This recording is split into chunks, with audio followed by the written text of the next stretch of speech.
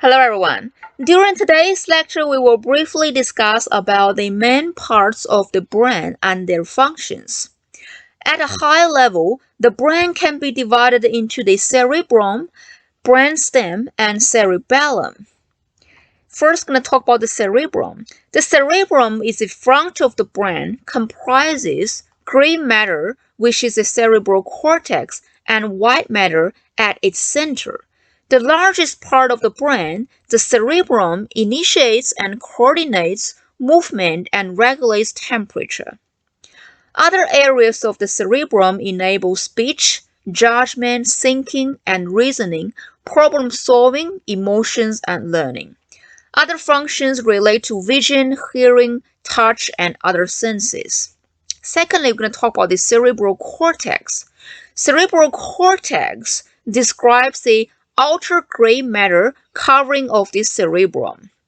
The cortex has a large surface area due to its folds and comprises about half of the brain's weight.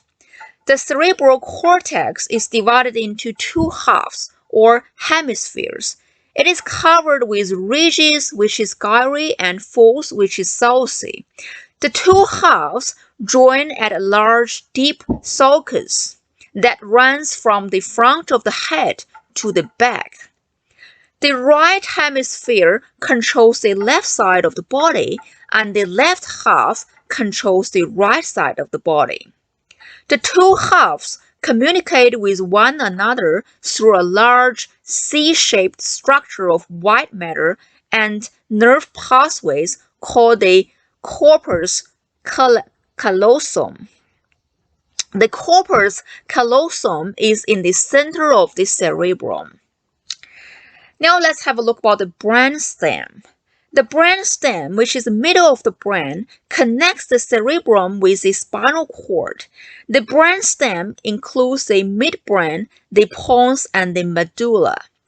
The midbrain is a very complex structure with a range of different neuron clusters, including nuclei and colliculi, neural pathways, and other structures.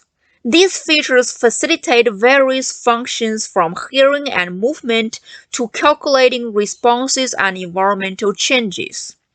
The midbrain also contains the substantia nigra, an area affected by Parkinson's disease that is rich in dopamine neurons and part of the basal ganglia, which enables movement and coordination.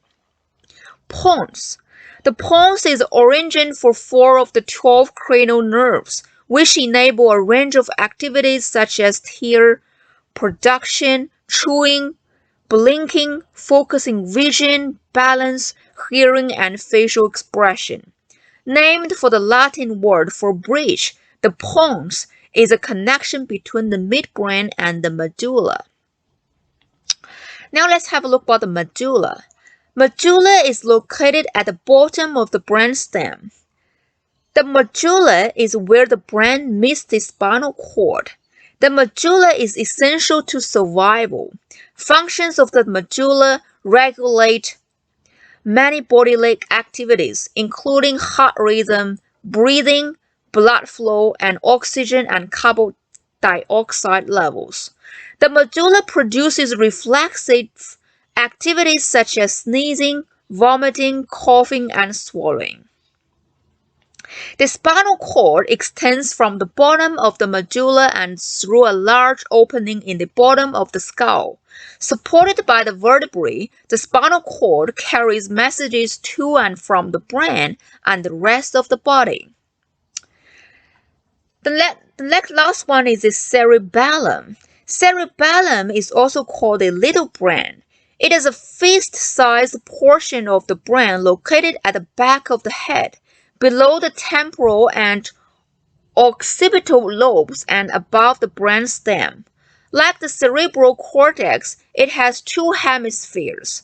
The outer portion contains neurons, and the inner area communicates with the cerebral cortex.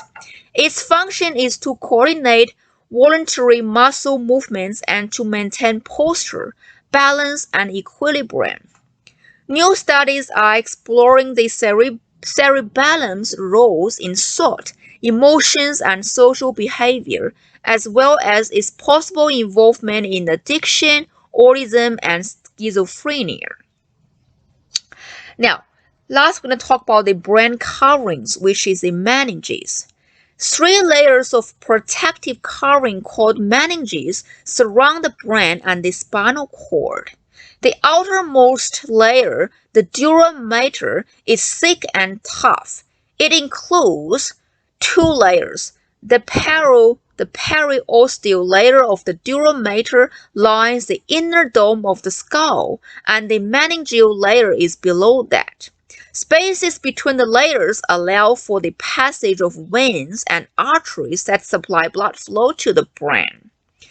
The arachnoid mater is a thin web-like layer of connective tissue that does not contain nerve or blood vessels.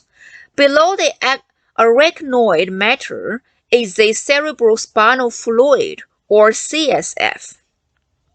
This fluid cushions the entire central nervous system, including brain and spinal cord, and continuously circulates around these structures to remove impurities.